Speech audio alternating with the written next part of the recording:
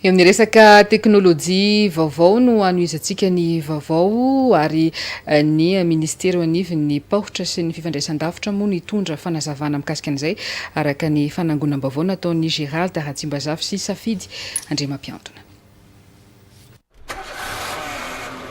Famelomana fiara amin'ny alalan'ny application ampidirina amin'ny finday avolenta mifandray amin'ny wifi initantsika teo iny.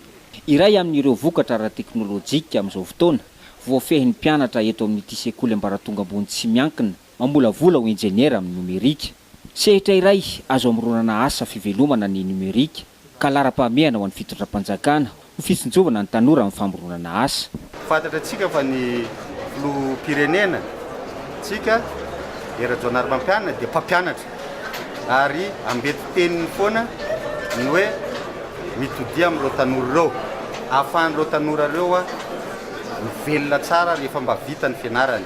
Fanjakana zany manana vina rehefa vita ny étude momba an'izany ametraka incubateur eto Madagasikara, eto Antananarivo ny hanomboana an'izany mba ahafahan'ireo tanora ireo mitondra ny projetny dia ho ampiny izy ireo ary arana miasa izy io amin'ny orinasa tsy miankina ihany koa ary namprisina ireo mpianatra ireo hoe tsy ionona fotsiny amin'ny fitadiavana asa dia hiasa any amina orinasa efa an'olona fa anorina orinasa.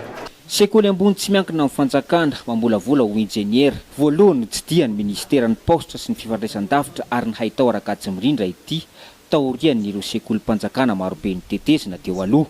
Hatramin'ireo any ambanivohitra dia tsy ho diso anjara hiomanana amin'ny fametrahana ny incubateur alohan'ny taona 2020.